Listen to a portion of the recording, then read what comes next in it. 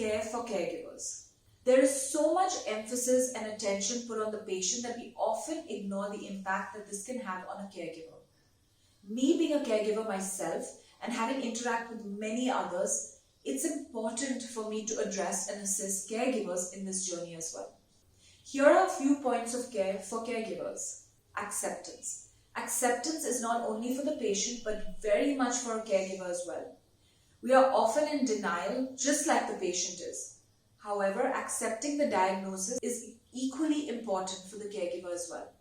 As a caregiver, you need to take time and accept the current situation, understanding that this is an obstacle in the road that requires your attention and support. Therefore, the sooner you acknowledge and accept the diagnosis, the sooner you would be able to assist the patient in his or her journey of healing.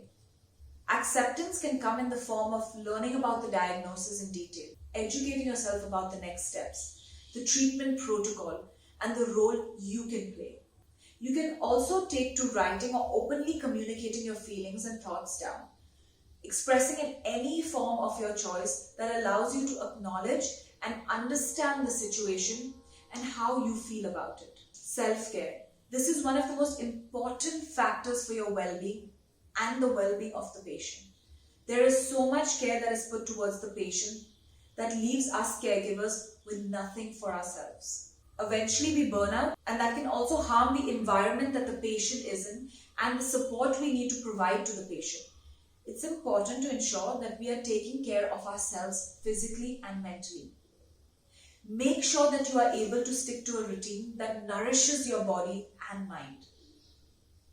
Try implementing activities of your interest such as listening to music, gardening, yoga, these that help you rejuvenate. Downtime. Now with the added responsibilities, at times you will observe that it's difficult to cope with the ongoing changes and the struggles involved with it. At this time, it's quite hard to keep up and make light of the situation. Let me tell you something. Please remember that it's perfectly normal to feel down and out.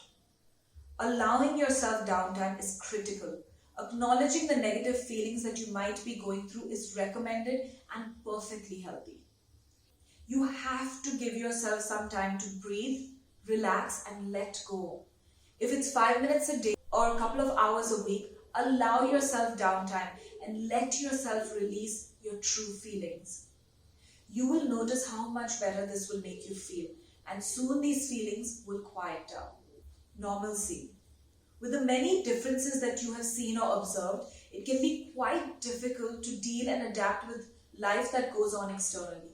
Normalcy becomes an alien term that you crave at times. Remember, however, that the level of normalcy that you experience depends solely on you. If you continue to create a normal environment for yourself, with adjustments of course, continuing a normal routine will be possible. I notice many caregivers put their lives on hold, stop working and doing all the things that they had planned. I did this. I stopped everything for 6.5 years, and it was one of my biggest mistakes. I didn't do anything for myself, and most certainly it did nothing for the well-being of the patient. Go back to work. Keep a routine. Step out, socialize, and be as normal as you can during this time. Yes, maintaining absolute normalcy is not possible, but working towards retaining as much as your previous routine is. Guilt. This word torments each one of us. We struggle with it every single day. Guilt that we cannot do as much as we would like. Guilt that we may not be able to change the outcome. Guilt that we are not spending enough time with our loved one. Guilt that maybe we were the cause of their stress. Guilt, guilt, guilt. This is lethal and extremely unhealthy. You should not feel any, and I mean absolutely any level of guilt. You are not the cause of their illness or wellness. You can provide support in the best way you can, and that's it. You can do the best you can, and that is and should be good enough for your loved one. Your guilt is a waste of time and a feeling that is stemming from a false illusion. Do yourself a favor and let it go. You have more important things to focus on, and that's the well-being of you and the patient.